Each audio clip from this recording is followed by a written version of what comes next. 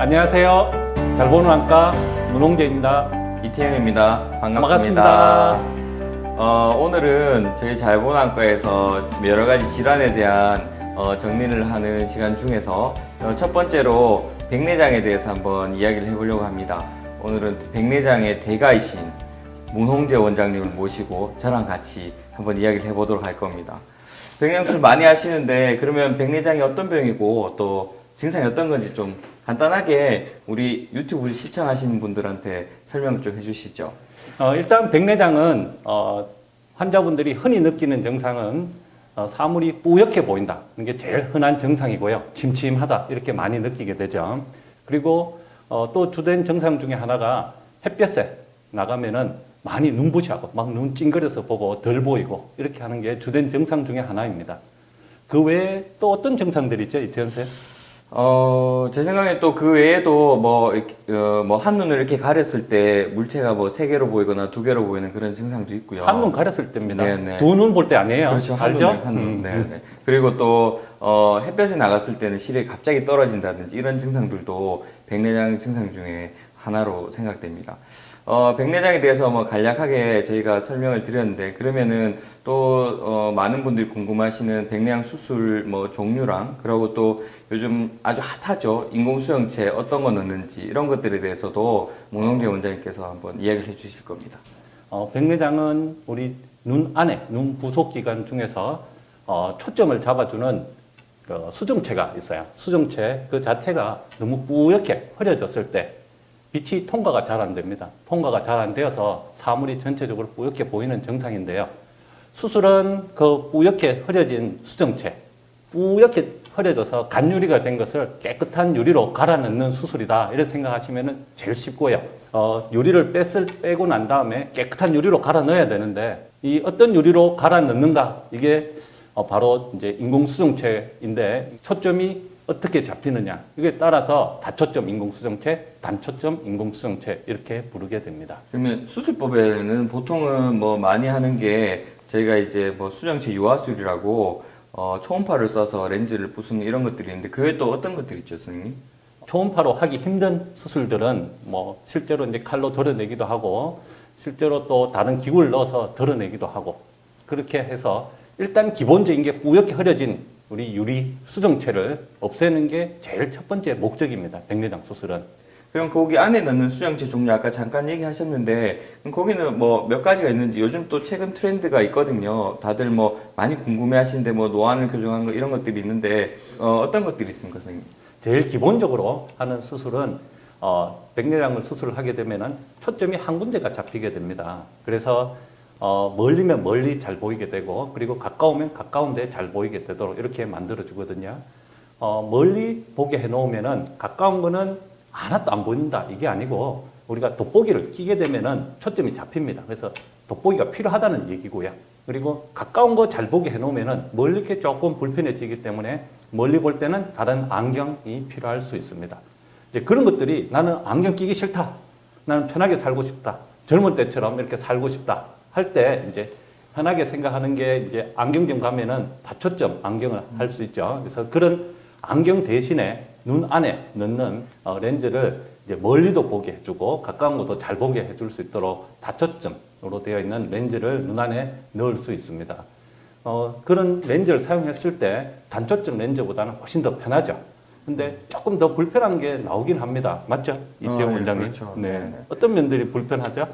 이제 이거 불편함을 얘기하자면 우리가 또 역사를 얘기 안 할 수 없죠. 이제 다초점 수정체는 과거에는 초점이 가까운 거 멀리 거 이렇게 있었는데 그런 경우에는 이제 밤에 눈부심이나 그런 빛 번짐 현상이 많이 심했습니다. 그래서 너무 많이 불편하신 분도 많고 실제로 수술하고 난 다음에는 좀 다시 빼는 분도 있었고 했는데 최근에는 아까 이제 문홍재 원장님이 말씀하신 것처럼 3중 초점, 4중 초점이 나오면서 그런 단점들도 개선되고 가까운 것, 중간 거리, 멀리 것도 다 볼 수 있는 그런 렌즈들이 오면서 이제 그런 단점은 있지만 많이 보완됐다 이렇게 생각합니다. 그죠, 선생님? 네네. 말씀이 길고 어려운 얘기를 아주 간략하게 얘기해 주셨는데 그다음에 선생님 뭐 이런 수술 많이 하셨는데 기억에 남는 뭐 환자분이나 기억에 남는 수술 케이스 뭐 있습니까? 제일 기억에 남는 케이스들은 뭐 많죠. 많은데 그 중에서 이제 거의 시력을 못 보게 됐었던 분들, 그러니까 거의 뭐 햇빛도 못 보고 빛도 못 보는 이런 분들이 이제 백내장 수술하고 난 다음에 0.1이라도 읽을 수 있을 때, 그때 환자분들이 와서 인사도 하고 절도 하죠. 그래서 그런 분들이 절도 합니까? 간혹가다 있습니다. 아니 밑에 바닥이 돌인데 어떻게 거기 절을 합니까? 대단하신데요. 너무 감동적이었나 봅니다. 네. 근데 그런 분들이 거의 빛이 안 보이는 분들이 못 보이다가 갑자기 확 눈에 빛이 들어오고 어느 정도가 조금이라도 보게 되면은 환자분들이 많이 감동을 하게 되죠. 그러면 그때부터는 명의가 됩니다. 이태용 원장님 대가니까 그런 거 많이 해보시지 않았습니까? 무슨 말씀을? 저는 기억에 남는 경우에는 보통은 이제 이런 경우 많습니다. 이제 개인 병원에 다니시면 일반적인 그냥 보통 병원에 다니시다 보면 가끔 이제 신경이 안 좋거나 뭐 망막이 안 좋아서 수술을 개인 병원이나 이런 데서 안 해준 경우가 있는데 보통은 그런 경우에도 되게 검사를 해서 이 사람이 시력이 정말 어느 정도 나올지 시신경에 대한 평가나 이런 걸 조금 더 열심히 하고 조금 더 관심 있게 하면 수술 후에 시력이 조금 나올 수 있을 분들도 있거든요. 그런 분들 가끔 수술을 해보면 생각보다 제 예상보다도 시력이 훨씬 잘 나오는 분들이 있어서 이제 그 병원에 가실 때도 보면 이제 신경이나 이런 것도 조금 잘 봐둘라 얘기를 하셔야 되고 꼭 백내장이 있고 신경이 안 좋더라도 수술을 안 하는 것보다는 수술을 해보면 훨씬 더 나은 경우도 많습니다. 저 같은 경우에도 그런 경우들이 몇 케이스 있어서 생각보다 저도 깜짝 놀라고 해서 시력이 잘 나왔던 그런 경우 환자분은 포기하고 지내셨는데 그냥 신경이 안 좋으면 수술 안 하나요? 신경이 안 백내장 좋으면 수술하죠. 하는데 이제 그 정도를 제가 예측하기 힘들고 너무 안 좋은 경우는 사실 안 하지만 어느 정도 가능성 있는 경우는 조금 더 도전하는 느낌으로 해보시면은 생각보다 포기했던 눈도 시력을 찾을 수 있는 경우도 있는 것 같습니다. 많은 분들이 이걸 보면서 그러면은 수술 부작용은 없을까? 많이들 옆에서 들어보시죠. 옆에 수술한 분 많으시니까 부작용이 어떤 게 있는지 선생님 어떤 게 좀 설명 좀 해주시죠. 일단은 부작용은 모든 수술에 부작용은 다 있을 수 있습니다. 그래서 백내장도 우리가 제일 소중하게 여기는 이 눈을 째고 수술하고 하는데 부작용이 100% 없을 수는 없습니다. 근데 대부분은 부작용은 잘 치유가 되고 또 특별하게 환자분들이 많이 느끼는 부작용은 별로 없어요. 그래서 겁을 먹고 하실 필요는 없고요. 편하게 생각하고 수술하시면 됩니다. 그런데 이제 한 가지 조금 생각해야 되는 부작용 중에 하나가 이제 수술하고 의사 선생님들이 시키는 대로 잘 하진 않고 함부로 눈을 만진다든지 아니면은 눈에 세수를 자주 그냥 한다든지 이럴 때 눈에 균이 들어갈 수 있어요. 균이 들어가는 게 제일 큰 부작용 중에 하나죠. 그렇죠. 그래서 부작용이라기보다는 생길 수 있는 합병증 이런 것 중에 하나죠. 그래서 눈 안쪽에 균이 들어간다든지 하면은 눈이 시력이 떨어지게 되죠. 그러면은 그 눈은 수술했는데도 불구하고 시력이 많이 안 나오게 됩니다. 우리 배 째고 수술한다든지 어디 손을 째고 수술했을 때도 그 부위에 물을 안 넣도록 하잖아요. 그렇죠. 그래서 곰지 말라고. 그래서 우리 손이나 배는 다시 곪으면은 다시 그 부위를 도려내고 다시 꿰매주면 되는데 눈은 다시 꿰맬 수가 없습니다.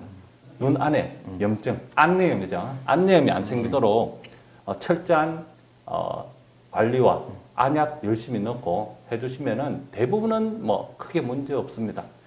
지금 현재 우리가 너무 심각한 얘기를 하는 것 같은데 일반적인 분들도 나이가 들면서 이제 백내장이 많이 생기고 그분들 다 수술을 하진 않습니다, 그죠? 그러면 조기에 발견하면 약물 치료도 가능합니까, 선생님? 당연하죠. 그러니까 일찍 발견했을 때는 백내장이 많지 않다 이럴 때는 굳이 수술을 하실 필요는 없습니다. 조금 있을 때 그리고 시력이 어느 정도 잘 나올 때는 약물로서 유지하는 치료를 하시면 됩니다. 약물을 쓰고 나는 약물이 쓰기 싫다 하시면 어쩔 수는 없는 건데 약물을 쓰면은 어느 정도 유지가 되기 때문에 안정화 될 때까지는 어느 정도 또 심해지기 전까지는 계속 지켜볼 수 있고요. 또 다른 치료 방법이 있나요? 그렇진 않은데 제 경험상에서 보면은 젊은 분들 특히 이제 노안이 안 와서 돋보기가 안 쓰는 이런 분들은 사실 수술을 좀 늦게 하면 좋으니까 주로 약물 치료를 열심히 하시면 되고 나이가 꽤 드신 분들이고 또 어느 정도 되신 분들은 아시다시피 이제 병이 심해지면 뭐든 치료하기 힘드니까 적당한 때에 굳이 약물 치료만 굳이 고집하지 마시고 적당할 때 하시는 것도 괜찮은 것 같습니다. 백내장이 있다고 무조건 다 수술하는 건 아니에요. 맞죠? 맞습니다. 무조건 파내고 하진 않잖아요. 아, 화내십니까? 너무 무섭네요. 그리고 이제 몇 가지 질문이 있는데요. 선글라스 쓰는 것이 백내장 예방에 도움이 됩니까? 선글라스 쓰면은 일단 멋있어 보이는 게 있기 때문에 쓰는 건 좋습니다. 그리고 자외선을 차단할 수 있죠. 우리가 자외선이 백내장 발생의 주된 원인 중에 하나입니다. 그래서 자외선을 차단할 수 있어서 선글라스 쓰는 게 참 도움이 됩니다. 선생님, 그리고 뭐 요즘 최근에 이제 사람들이 스마트폰도 많이 보고 하니까 블루라이트에 대해 관심이 많은데, 그럼 블루라이트도 백내장 걸리는 데 영향을 주는 겁니까? 일단은 스마트폰이나 컴퓨터, 모니터 이런 거는 덜 보면 제일 좋죠. 뭐 백내장, 뭐 꼭 백내장이 원인이 아니더라도 그런 것들은 이제 눈의 피로를 빨리 오게 하고 눈이 건조증이라든지 이런 여러 가지 증상을 나타낼 수 있어서 덜 보는 게 제일 좋습니다. 그 자체를 많이 본다고 해서 꼭 백내장을 걸리는 건 아니죠. 네, 맞죠? 네, 맞습니다. 그리고 몇 가지 질문이 있었는데요. 보면 사람들이 궁금해하시는 게 있어요. 환자분들이 많이 아픈가? 사실 수술하고 수술할 때나 수술하고 많이 아픈가 이런 하기 전에는 안 질문을- 아프죠. 당연하죠. 네. 하기 전에 아프면 큰일 나면 수술 못 합니다. 그래서 할 때나 하고 난 다음 아픈가? 사실 저도 제 같으면 이제 만약 수술 때 위에 마취를 하지 않고 눈만 마취해서 정신이 멀쩡한 정신이 누워 있으면 그런 게 제일 무서울 건데 어떻습니까, 선생님? 많이 아픕니까? 할 때나 하고 난 다음에? 환자분들이 반응이 다 다른데요. 일반적으로는 뭐 크게 아프진 않죠. 우리가 눈에만 점만 마취로 해서 요즘은 수술을 대부분 하기 때문에 특별히 눈을 뭐 찌른다든지 바늘로 찌른다든지 아프게 하는 그런 시술이 없기 때문에 대부분은 뭐 크게 통증 없이 수술은 잘 끝나게 됩니다. 간혹가다 아닌 경우도 있죠. 그렇죠. 네, 네. 마취 약제에 대해서 이제 생각보다 반응이 별로인 분들이 좀 있습니다. 그래서 그런 분들은 조금 아파하시고 그런 건 있는데, 그런 경우에는 이제 마취 종류가 여러 가지이기 때문에 또 다른 마취를 통해서 고통을 좀 없애줄 수도 있고, 아직까지 제가 수술을 많이 하진 않았는데 제 경험상에서 대가시잖아요. 보면 뭐 많이 안 하시다뇨. 제 경험상에서 보면 수술하다 너무 아파서 벌떡 일어난 분은 아무도 없습니다. 네. 그럼 몇 가지 또 질문이 있는데, 뭐 검사 장비가 별로면 발견 못하는 경우도 있나요? 백내장을? 뭐 이런 얘기도 있는데 어떻게 생각하십니까? 도대체 어떤 병원에 가셨길래 이런 걸 발견을 못 하실지. 네, 네. 검사 장비는 그냥 우리가 병원에, 안과 병원에 가면은, 안과 의원님들 가든지 어디 가면은 세극등 현미경이 있습니다. 세극등 현미경만 보면은 백내장은 다 발견이 됩니다. 그래서 간단한 검사로 다 볼 수 있으니까, 발견 못하는 경우는 거의 없습니다. 간혹 가다가 이제 너무, 백내장 양이 작다든지 아니면 뒤쪽에 너무 치우쳐져 있으면은 간혹 가다가 발견 못할 수도 있는데 그래도 대부분은 다 발견할 수 있죠. 네. 맞죠? 그렇죠. 네. 이거 마지막 질문 같은데 제가 궁금해서 한 물어. 선생님은 선생님 눈에 백내장 수술하면 무슨 수정체를 넣겠습니까? 저는 이 질문이 궁금하던데 보시는 분들도 많이 궁금하시죠? 자기 눈 수술할 때 무슨 수정체 넣을지, 어떤 수정체 넣고 싶습니까? 일단 저는 백내장 안 걸리기를 원합니다. 수술 안 하기를 원하죠. 네, 당연하죠. 네. 근데 정말 어쩔 수 없이 네. 이제 나이가 들면 또 생길 수도 있으니까 뭐 백내장이 생겼다 치면은 저는 일단 안경을 끼고 있으니까 안경을 벗고 싶어요. 안경을 벗고 또 멀리도 보고 가까운 것도 보기 위해서 다초점 인공수정체를 넣고 싶은데 이태원 원장님은 어떤 거 넣을까요? 저도 당연히 다초점 수정체를 넣고 싶습니다. 요즘 3중, 4중 초점 렌즈들은 상당히 좋고 또 사실 가까운 거리를 볼 수 있고, 요즘 어르신들도 다들 스마트폰 보고 카카오톡 하잖아요, 그죠? 근데 어떤 친구는 그냥 맨눈으로 보고 어떤 사람은 계속 돋보기 찾아서 보면 상당히 불편할 것 같습니다. 그래서 제 생각에도 저도 양쪽에 한다면 당연히 3중 초점이나 4중 초점, 다초점 수정체를 할 것 같아요.